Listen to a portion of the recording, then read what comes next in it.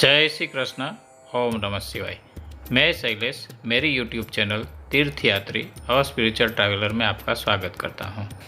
आज के एपिसोड में हम लोग चंपारण्य धाम के जो महाप्रभु जी वल्लभाचार्य जी का जन्म स्थान है, जो पुष्टि मार्गी वैष्णव संप्रदाय के संस्थापक भी है, तो ऐसे रायपुर छत्तीसगढ़ स्थित चंपारण्य धाम का पहला पार्ट का हम लोग दर्शन करेंगे। तो बने रहिए हमारे साथ। और अगर आपको हमारा ये व्लॉग अच्छा लगे तो उसको आप लाइक कीजिए, शेयर कीजिए और सब्सक्राइब कीजिए। जय श्री कृष्ण। ओम नमः शिवाय।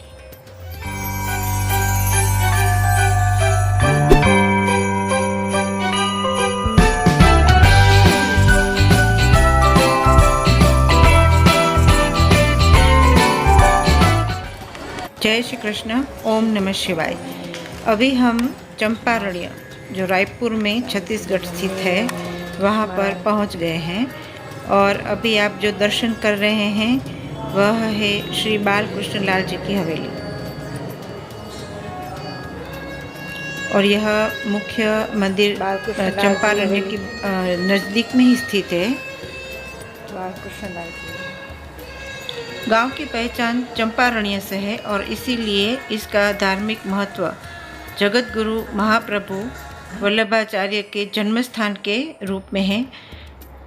वल्लभाचार्य जो वल्लभ संप्रदाय के सुधारक और संस्थापक है, जिसे पुष्टि मार्ग के नाम से भी जाना जाता है।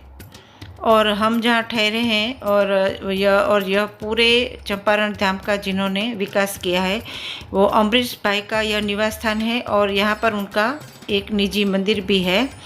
और हम यहाँ पर जो दर्शन किए हैं बालकृष्ण हवेली के, बहुत ही सुंदर है और भव्य है। आप देख सकते हैं यहाँ पर बाहर बहुत ही अद्भुत नक्काशी और चित्रकारी की गई है। पुष्टि संप्रदाय के मंदिरों को हवेली के नाम से जाना जाता है और यह है बालकृष्ण लाल की हवेली। चंपारण्य गांव का नाम पहले यहाँ चंपा के फूलों के अरण्य मतलब पूरे वन थे, इसके लिए यहाँ का नाम चंपारण्य पड़ा गया था। लेकिन अभी तो वो सब विलुप्त हो चुके हैं। और महाप्रभु जी का यह जन्म स्थान भी है। पहले ये बहुत विकसित नहीं था, लेकिन बाद में इसका बहुत ही भव्य विकास हो चुका है। और यहाँ की संस्थापक जो बैठक जी, प्रमुख बैठक जी बोलते हैं, वो बहुत ही सुंदर और भव्य बनाई गई है। और यह उसका मुख्य द्वार है। बैठक जी जाने के लिए जब हम आगे बढ़ते हैं तो इसका जो द्वार है, यहाँ पर बहुत ही अच्छे से सब नक्काशी की गई है। और जब स्टैचू वगैरह कृष्ण के सब रखे गए, आप देख सकते हैं, बहुत ही सुंदर और आकर्षक। आप भी चलिए हमारे साथ दर्शन के लिए महाप्रभु जी की बैठक के। और यह है गौशाला, यहाँ की प्रसिद्ध गौशाला। बहुत ही बड़ी गौशाला है। बहुत सारी गायें यहाँ पर रखी गई हैं।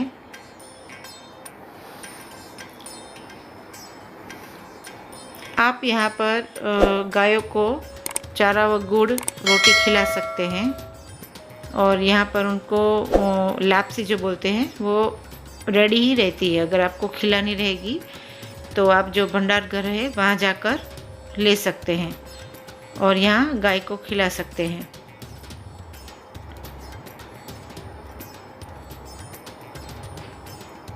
कृष्ण को गाय बहुत ही प्रिय थी, ये कौन नहीं जानता। इसीलिए जहाँ भी हवेली रहती है, मंदिर रहता है हवेली मंदिर, वहाँ पर गौशाला रहती ही है।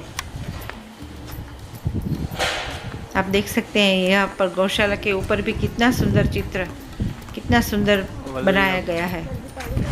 श्री वल्लभ गौशाला चंपारण्य।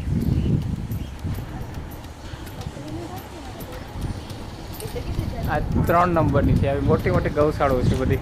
यहाँ पर અહીંયા જો गाय बटुड़ा के છે छोटे બધા, छोटे बटुड़ा. बछड़े भी थे जिन्हें देखकर बहुत ही मन एकदम प्रसन्न हो बटुड़ा गया નાના નાના. और जिन्हें अलग से यहाँ पर बटुड़ा रखा गाय गया था, છે ને? छोटे छोटे बछड़ों को। તો બીજું બટુડું. तीर्थ और यात्री उसको देख के बहुत ही खुश हो रहे थे।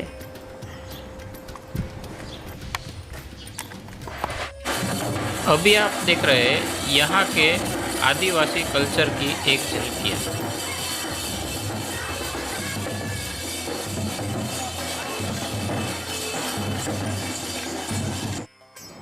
बाद में हम लोग ने गाय को घास व चारा वगैरह खिलाया.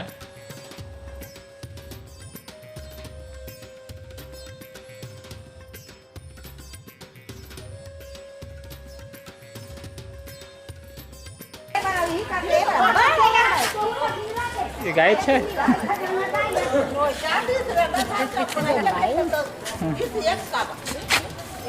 तीर्थ हो रहा.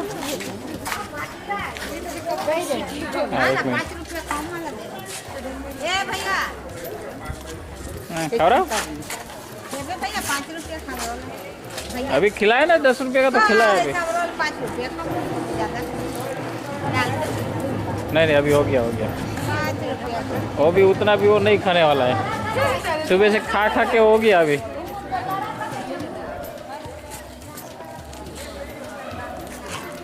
अरे तो उतर हूँ थोड़ा खवड़ा दो.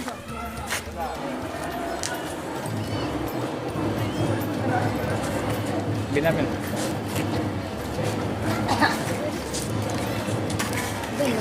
बचाओ. हाँ गाय ने घास खवड़ाओ છો. वो पाग बहुत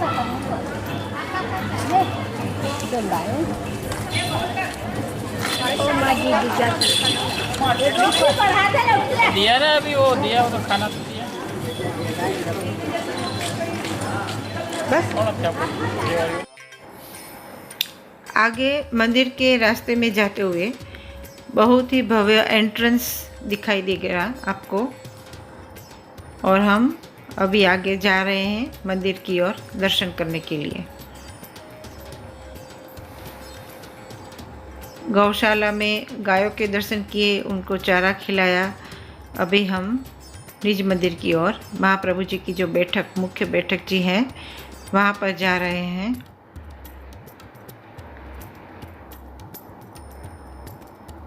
महाप्रभु जी का जन्म, वल्लभाचार्य जी का जन्म यहीं पर हुआ था, चंपारण्य में। महाप्रभु जी लक्ष्मण भट्ट और माता इलम्मा के पुत्र थे।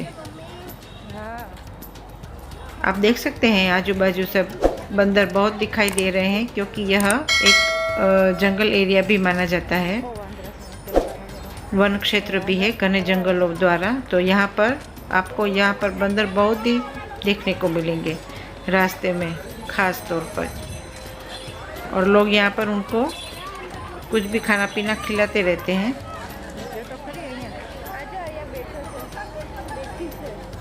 आप देख सकते हैं हर ओर चारों ओर बैठे हुए हैं शांति से, और लोग उनको खाना भी देते हुए।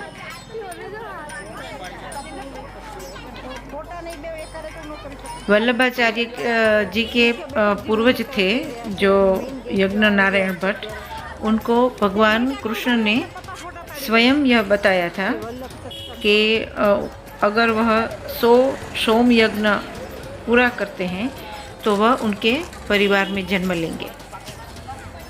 तो उनकी आज्ञा के अनुसार उन्होंने 100 सोम यज्ञ पूरे किए, और इसी के कारण उनके जो यज्ञ नारायण भट्ट थे, उनके वंशज लक्ष्मण भट्ट जो वाराणसी में रहते थे, और उनके यहाँ पर लक्ष्मण भट्ट और उनकी पत्नी इलम्मा गुरु के यहाँ पर ईस्वी सन 1535 में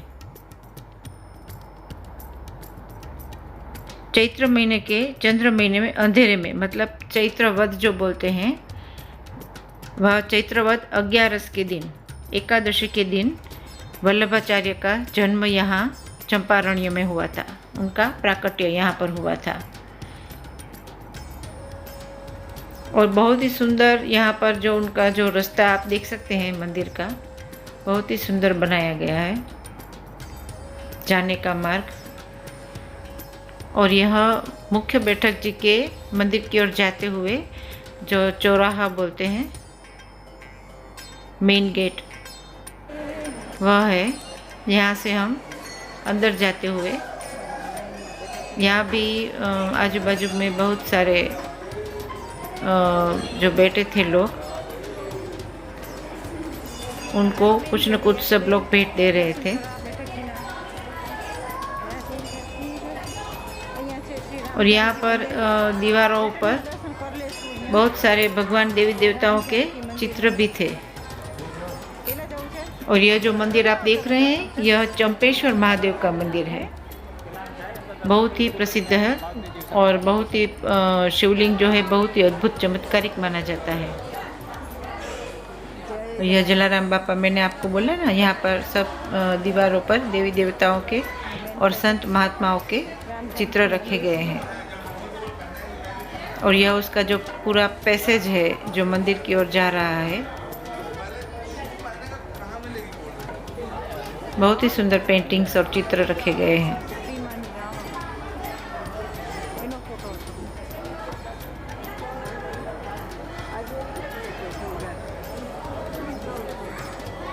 वल्लभाचार्य जो पुष्टि मार्ग के वल्लभ संप्रदाय के संस्थापक है, वह प्रमुख उनका जो कार्य है वो बाल कृष्ण की सेवा, बाल कृष्ण है ना, उसकी सेवा और भक्ति है। और सेवा के कई प्रकार उन्होंने अपने जो शास्त्रों में लेखन में तय किए थे कि छोटे से बाल कृष्ण को कैसे कैसे उनकी सेवा की जाती है। और यहाँ अंदर एंटर होते ही जो भव्य हॉल दिख रहा है आपको मंदिर के अंदर,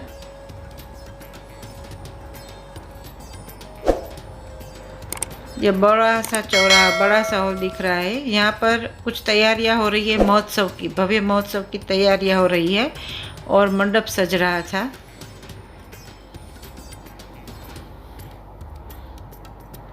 क्योंकि हम लोग यहाँ पर दिवाली के बाद आए थे, तो बहुत सारे फेस्टिवल यहाँ पर मनाए जाते हैं आमतौर पर।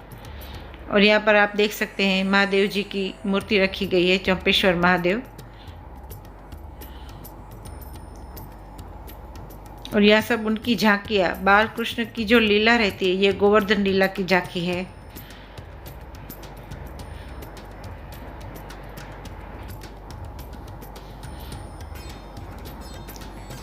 और यह मंडप सजावट का काम चल रहा है। और यह महाप्रभु जी उपदेश देते हुए बैठक जी, महाप्रभु जी ने बहुत ही कम आयु में पूरे भारतवर्ष में भ्रमण किया था। और जहाँ जहाँ पर भी उन्होंने, और ये आप देखें गिरिराज जी जो वहाँ पर मिलन हुआ था श्रीनाथ जी के साथ में महाप्रभु जी का, वो झांकी थी। तो महाप्रभु जी ने जहाँ पर भी जिस जिन स्थानों पर गए और उपदेश किया, उसे बैठक जी बोलते हैं। पूरे भारत में उनकी ऐसी 84 बैठक है। और यह जन्म बताया गया है महाप्रभु जी का। और यह माता इलम्मा है।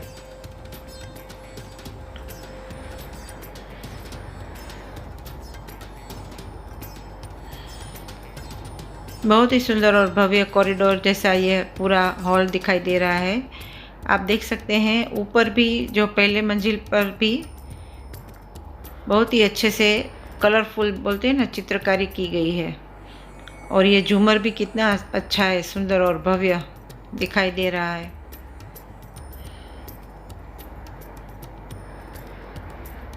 यहाँ पर महाप्रभु जी की 2 बैठक हैं, प्रमुख बैठक और प्राकट्य बैठक।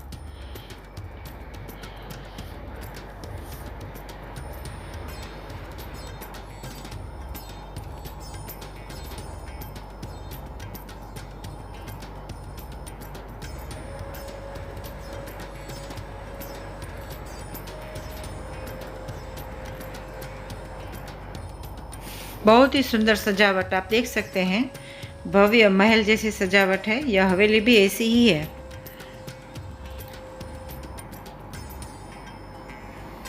महाप्रभु जी का, और यह आप देख सकते हैं, दर्शन कर सकते हैं।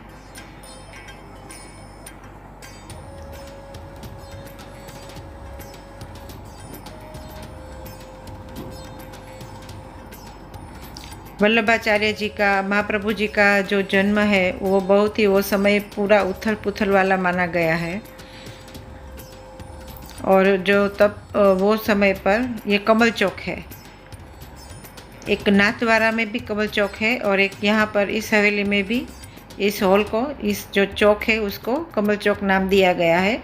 यहाँ लोग भक्तगण दर्शन के लिए राह देकर बैठते हैं आमतौर पर। और आप देख सकते हैं कितनी सुंदर और भव्य मूर्ति यहाँ पर श्रीनाथ जी की रखी गई है। श्रीनाथ जी, यमुना जी और महाप्रभु जी की तीनों की जो यहाँ पर मूर्ति है, बहुत ही सुंदर झांकी, बहुत ही सुंदर दर्शन मिले।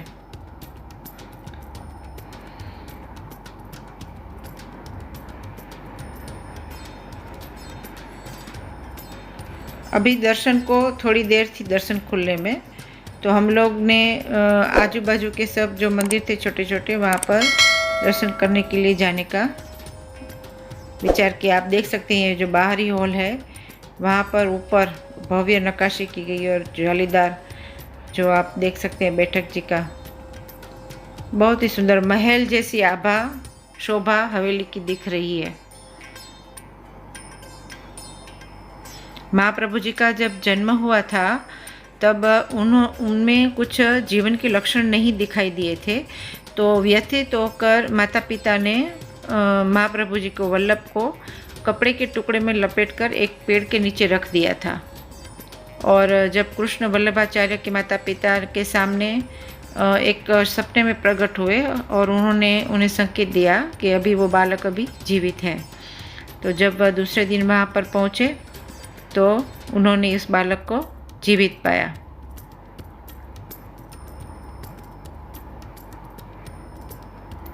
और एक चमत्कार ही कहिए कि वो बालक जहाँ पर था उसके चारों ओर आग लगी हुई थी, आग फैली हुई थी, और वो उस आग के बीच में भीतर वो बालक एकदम सुरक्षित सो रहा था। और वही है महाप्रभु जी वल्लभाचार्य, उसी बालक को जो कृष्ण के अवतार माने जाते हैं और पुष्टि संप्रदाय की जिन्होंने स्थापना की, वैष्णव संप्रदाय की। और अभी हम दर्शन में थोड़ी देर थी, आप देख सकते थे किवाड़ बंद थे, तो हमने बाहर आकर जो बाजू में ही चंपेश्वर महादेव का जो मंदिर है वहाँ पर जाकर दर्शन करने की निश्चय किया। चंपेश्वर महादेव बहुत ही पुराना मंदिर है।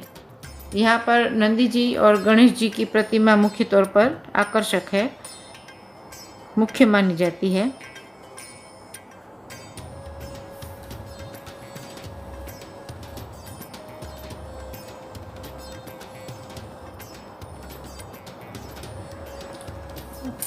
और यहाँ पर उनका इतिहास लिखा गया है चंपेश्वर महादेव का,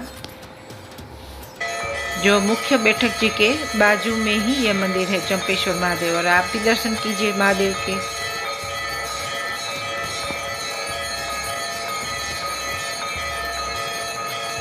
चंपेश्वर महादेव की जय। हर हर महादेव। चंपेश्वर महादेव दर्शन करके बाहर आते ही यह बड़ा वट वृक्ष जो है वो 3 वृक्षों का मिलन है, और ये वृक्ष इतना चमत्कारिक है कि इसके यहाँ पर जो भी मानता वगैरह जो करते हैं तो उसकी मानताएं पूरी होती है। और यही वृक्ष के नीचे महाप्रभु जी का जन्म स्थान भी है। तो आप भी कीजिए इसे अलौकिक पवित्र वट वृक्ष के दर्शन। अभी हम लोग यहाँ चंपेश्वर महादेव के दर्शन करके बाहर निकले, और यहाँ रास्ते पर आप देख सकते हैं बहुत ही बड़े बड़े पोस्टर्स यहाँ पर रखे हुए हैं, सब बिक्री के लिए, देवी देवताओं के और अन्य सब, लेकिन बहुत ही सुंदर और आकर्षक कलरफुल पोस्टर, सब मनमोहक बोलते हैं ना जिसको। ये देखिए आप, कितना सुंदर पोस्टर है कृष्ण जी का और महादेव का, बहुत ही सुंदर। चंपेश्वर महादेव के दर्शन करने के बाद हम लोग वहाँ से बाहर निकलकर आगे यमुना जी के घाट पर, जो यहाँ पर यमुना नदी मानी जाती है, लेकिन यह एक महानदी जो है यहाँ पर, उसकी एक धारा है। और इसे यहाँ पर यमुना जी मानते हैं। वहाँ पर हम लोग दर्शन के लिए जा रहे हैं।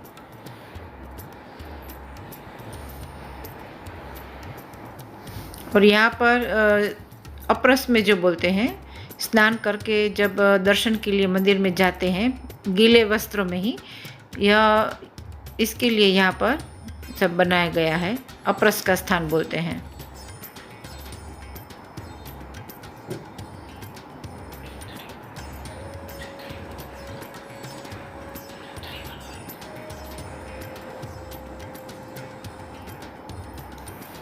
और यहाँ पर भी देख सकते हैं आप, बहुत सारे यहाँ पर चित्रकारी और वो सब मूर्तियाँ रखी गई हैं। और यह आ गए हम लोग यमुना जी के घाट पर। महानदी की एक धारा को यहाँ पर यमुना जी माना जाता है। और यहाँ पर चुंदड़ी महोत्सव भी होता है। और यहाँ पर यमुना जी का अर्थ लिखा हुआ है, मतलब यमुना कैसे पड़ा शब्द, यम यम यम यमुना मतलब यम प्लस उना। उना का मतलब होता है छोटी बहन, मतलब यम की छोटी बहन यमुना।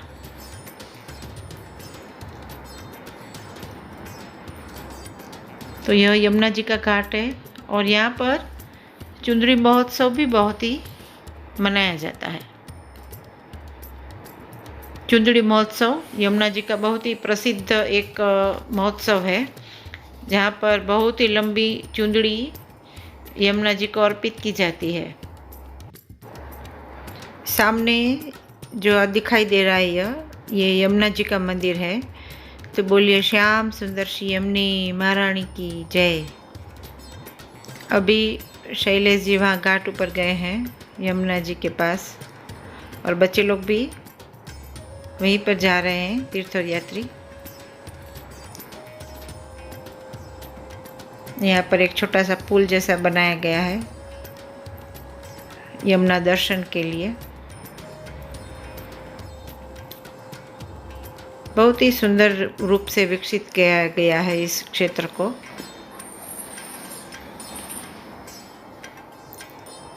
और यहाँ पर घाट पर तीर्थ और यात्री दोनों फोटो सेशन करवा रहे हैं। बारिश के सीज़न में यह नदी पूरी पानी से भरी हुई रहती है, ज़्यादा पानी रहता है। और अभी आप दर्शन कर रहे हैं श्री महाप्रभु जी की मुख्य बैठक के। दर्शन खुलते ही दर्शनार्थियों की धक्का मुक्की के बीच हम आपको भी दर्शन करा रहे हैं महाप्रभु जी के। आप भी दर्शन कीजिए, कितने अलौकिक दर्शन हो रहे हैं महाप्रभु जी के। बाजू में श्रीनाथ जी का दर्शन हो रहा है, ये श्रीनाथ जी बाबा की जय। और बाजू में यमुना जी के भी दर्शन हो रहे हैं, यमुना महारानी की जय। और मुख्य दर्शन जो है, बैठक जी के दर्शन जो है वो तो अद्भुत हो रहे हैं। तो आप भी कीजिए। वल्लभाधीश की जय, महाप्रभु जी की जय। तो बस अभी हम लोग ये दर्शन करते करते हमारे ये ब्लॉग का समापन करेंगे।